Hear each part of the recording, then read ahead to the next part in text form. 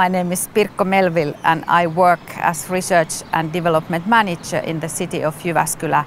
Resource Wisdom is an operating model for regions and cities to create sustainable well-being from a carbon-neutral and circular economy. Changing attitudes and the behavior of citizens is often very slow. Therefore, we gather sustainable ideas from our residents and test them to show and prove on a smaller scale that there also are other ways to do things, learning by doing or experimenting. In a nutshell, co-creation. The most important task for decision makers of EU and all its member states is to remove such barriers that hinder agile development for regional sustainability. In our opinion, it's also very important to work together with all possible kind of stakeholder groups. In this way, there's always someone to notice some new obstacles.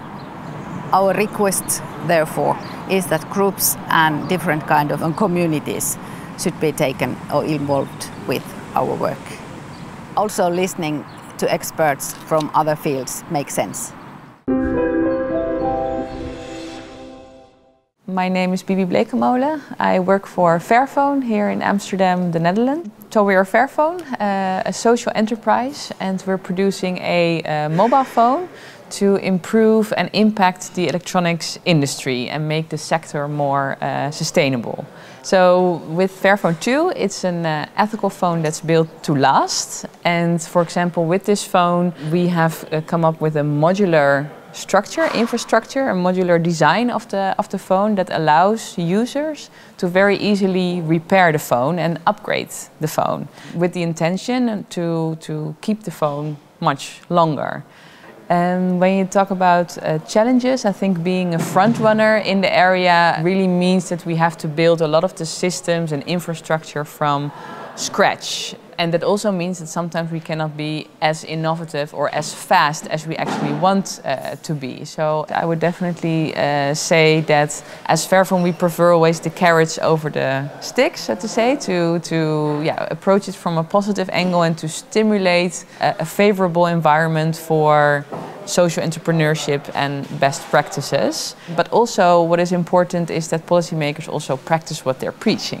And in the case of ICT and public procurement, you don't find often a criteria that favors fair ICT or fair electronics over others. So I'm Jonne Hellgren, I'm the CEO of RePack. And RePack is simply a reusable, returnable packaging service for European e-commerce. And we have this great system of returnable bottles and reusing those. And we wanted to apply that into e-commerce. And what we really wanted to do is to create an alternative to disposable throwaway packages, something that is easy to return and reuse. And that's something that is beneficial to the web stores, to e-commerce, to end users and to the society and RePack as well. Well, the biggest barrier is that we are globally unique, so there are no alternatives or reusable packages when you shop online.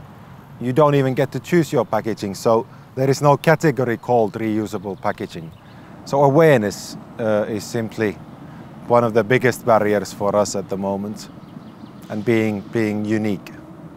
My main message to European decision makers is that within circular economy and packaging, the recycling bit is not enough. Recycling the material and making new packages is not what circular economy is really about.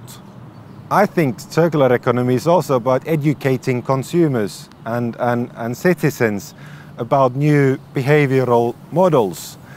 And this old model of take, make and waste is no longer viable in today's society.